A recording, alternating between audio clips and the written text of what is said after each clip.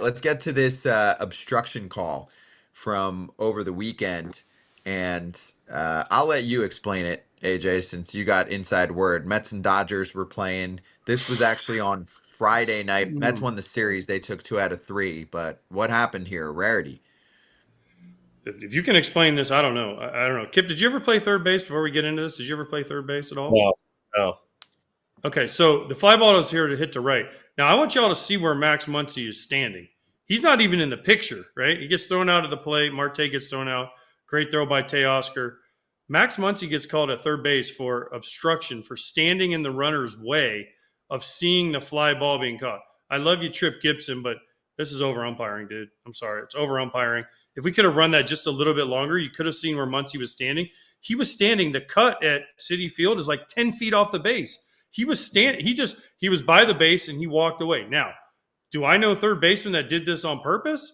100%. Corey Koski used to be a basketball player in front of dudes. Like, never saw a call. There were times where I had to move the third baseman out of the way because they would just stand there like, hey, I'm watching the play. Like, you can see where Muncy is. He's nowhere close. He's not looking at the guy, nothing. He's just standing there. So, I don't know. I thought this was a bad call. Then they did. Look where he is. He's like 5 to 7 feet away from him.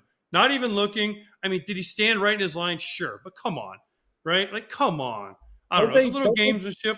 I love it. I think it's great. But then they called it on the Mets guy, too. I've never seen this called once, forget twice. We were joking that on, the umpire was like, got a text from somebody. He's like, this is a joke, by the way, everybody. I bet you can't call 2 obstruction calls on the third baseman in one game. I bet you can't do that. They correct me if I'm wrong, but it's like they almost teach that. They teach you to kind of obstruct. And you're right. And it used to be like, I used to have the third baseman, whether it was Trevor Plouffe or someone, where it's like they're almost looking straight at you, like direct eye contact, like trying to get in your way almost so you couldn't see it. But as long as they're not like touching you, it's not, you're fine. Muncy was way far off. I'm not a fan of this call at all. I think it's part of the game. I think it's a smart play.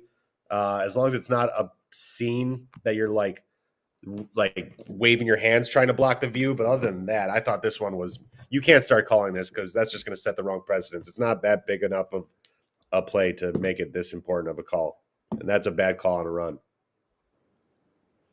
Right. That's a run. I mean, it's costing a run.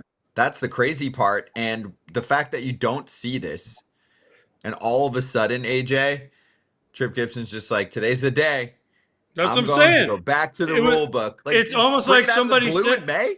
Somebody dared him. It was like, you won't call 2 obstructions. And now once he called the first one, then he had to call the other one on the Mets, right? So once he called the first one, he had to be like, okay, makeup call time.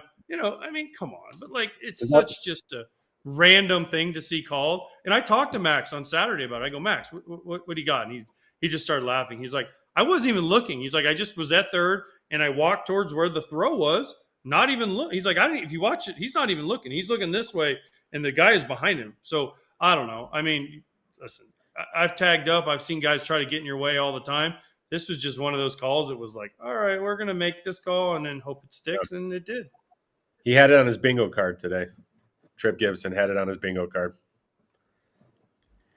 It's got to be. It's crazy. Sometimes umps have that. Sometimes umps have those days.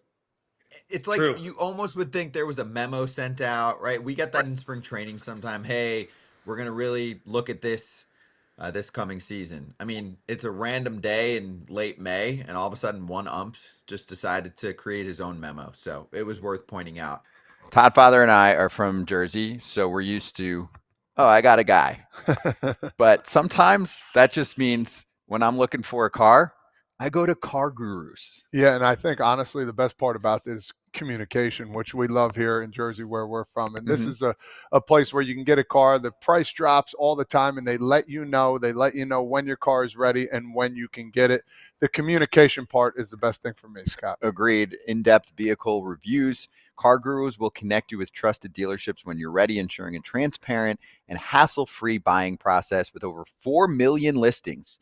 They have more car listings than any other major online automotive marketplace in the U.S., so you can find the best deal. Buy or sell your next car today with CarGurus at CarGurus.com. Go to CarGurus.com to make sure your big deal is the best deal. That's CarGurus.com. CarGurus.com. Hey, everybody. Be sure to like and subscribe for more content. We're back here every weekday, all year long, so do not miss an episode. The videos are coming in all day. Here's another video you might enjoy. Baseball the way it should be covered.